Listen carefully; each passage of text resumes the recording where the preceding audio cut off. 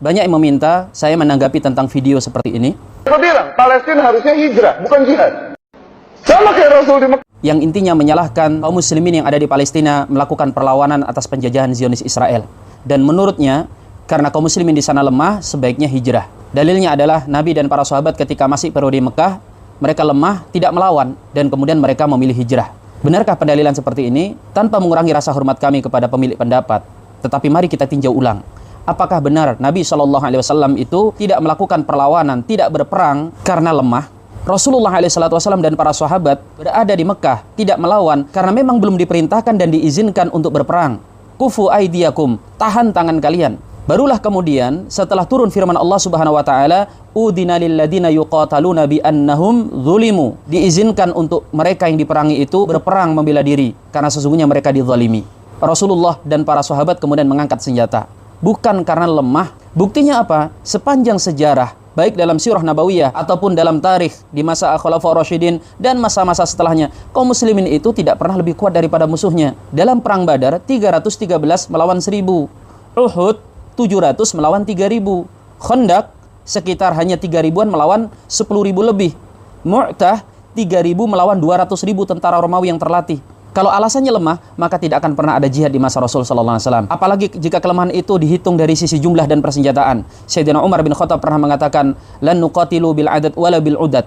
Kami tidak pernah diajari untuk berperang dengan menimbang jumlah dan perbekalan. Kemudian hijrahnya Nabi SAW itu juga karena perintah dari Allah Subhanahu Wa Taala, bukan karena sebab tekanan musuh. Karena kalau berbicara tentang tekanan musuh, kaum muslimin ketika sudah berada di Madinah pun ditekan oleh musuh, bahkan lebih kuat lagi. Jika kaum muslimin yang ada di Palestina itu berhijrah, itu akan menjadi puncak kebahagiaan orang-orang Yahudi dan para penjajah yang ada di sana. Karena memang tujuan mereka adalah mengusir kaum muslimin dari negeri mereka. Dan ketika mereka melawan, itu sudah menjadi fitrah dan perintah dalam agama. Karena mereka dizolimi. Masalah hari ini bukan masalah tentang Palestina yang terus melawan, tetapi masalahnya adalah kita yang tidak peduli dengan mereka. Masalah hari ini bukan ketika para pejuang-pejuang itu tetap berjuang dengan segala keterbatasannya. Tapi masalah sebenarnya adalah ketika pemimpin-pemimpin di dunia Islam bungkam. Mereka seperti tidak peduli lagi kepada saudara-saudaranya yang ada di sana. Justru ketika para pejuang di sana terus berjuang, itu untuk mempertahankan eksistensi.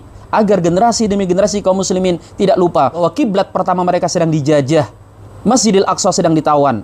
Jika alasannya apa yang dilakukan oleh para pejuang sana tidak berimbas terhadap Israel, justru menimbulkan bencana lebih besar kepada kaum muslimin, karena Israel kemudian membalas dengan lebih membabi buta, ini juga mengada-ada.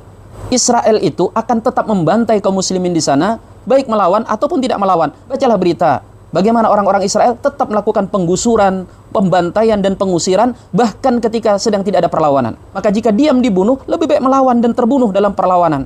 Dan kalau alasannya Israel tidak terdampak dengan adanya perlawanan itu, Anda benar-benar buta dari melihat realita. Baca berita, bagaimana kerugian yang ditimpakan oleh para mujahidin sepanjang sejarah perlawanan.